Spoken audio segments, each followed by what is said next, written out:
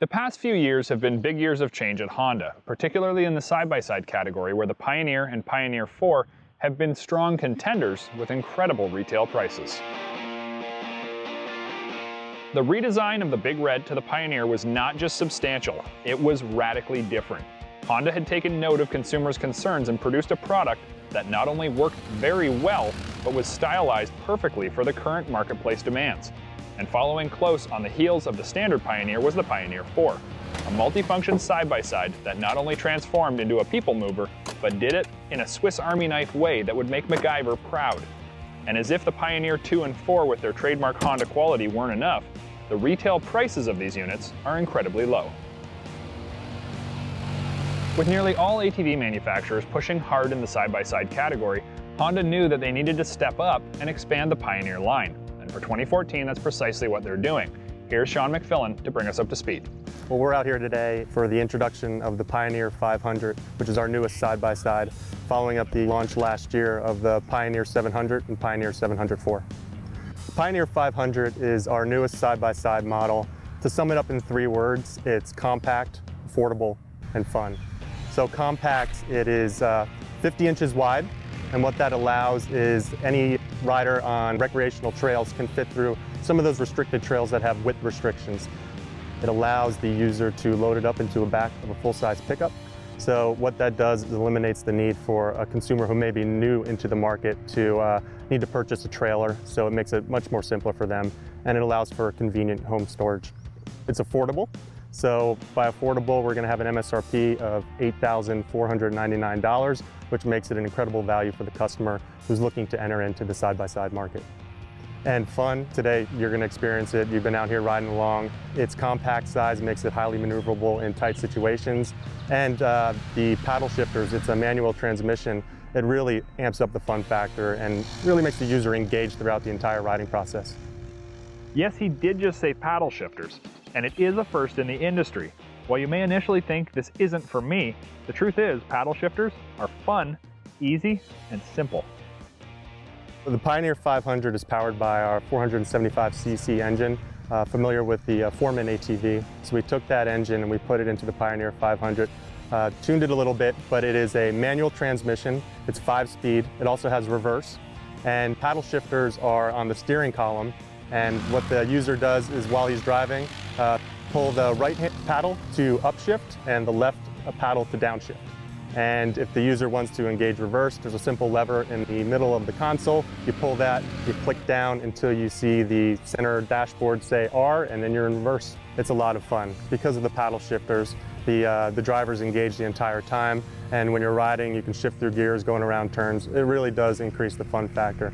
But because it's really a utility vehicle with a little bit of a fun factor, the benefits for a customer using it in utility purposes is if you're traveling with a loaded up gear, what you can do is put it into a lower gear. You can hold a constant speed, so the rider isn't flying through gears like you would see with a CVT. The most noticeable difference between the Pioneer 500 and the rest of the sport ute industry would have to be the lack of a rear cargo box and the inclusion of what I can only refer to as a huge ATV rack. You know, when most customers think about a side-by-side, they think about the tilt bed, the dump bed in the back. What we've done is we've, instead of having a tilt bed, we have a rear rack similar to what you'd find on an ATV, but it's much larger than the standard ATV. What this does is it allows pretty much a blank slate for a customer when they're buying it to put any specialized equipment they may be using on their property, but we also have a number of Honda Genuine accessories that fit that perfectly. There's a cargo tray, there's rear boxes. We have over 46 accessories, and many of them fit perfectly on the back rear rack of the Pioneer 500. While I believe the idea of a rear rack is interesting, the truth is, in the sport ute category, people are going to be expecting a rear box, and a tilting one at that. Pioneer 500 has a 450 load capacity on the rear rack and 1,000 pounds towing. When you enter into the side-by-side, the first thing you'll notice is the door net. It's a single functioning door net combo. So with a simple twist of a knob, the driver can easily enter into the Pioneer 500, and that door net swings 180 degrees completely out of the way, making it very simple for the driver to enter into the Pioneer 500. When you enter into the Pioneer, the first thing you'll notice is it's very comfortable in terms of a customer who may be new, because they're the automotive style ergonomics and layout. When you look to the right on the dashboard, there is a digital display, and what that does, it has miles per hour, it has the gear position indicator, it has your fuel gauge, and also has an odometer and hour meter. The Pioneer 500 truly lives up to the Honda name and screams quality, from the intuitive door and neck combo to the included accessories. But does it truly live up to the mid-size sport ute category?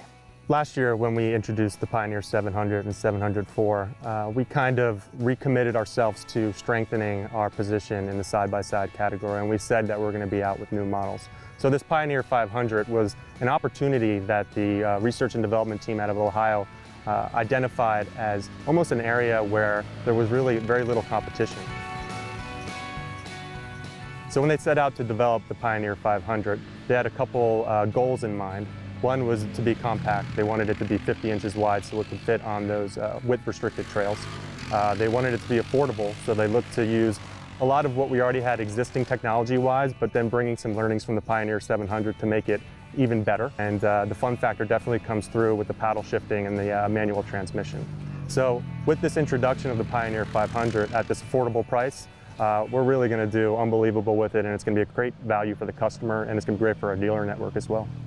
Honda's Pioneer 500 will be landing soon, so stop by your local dealer and you can get a look. As well, stay tuned to a future episode of Trax, where we're going to be test riding the Pioneer 500 and putting it through its paces.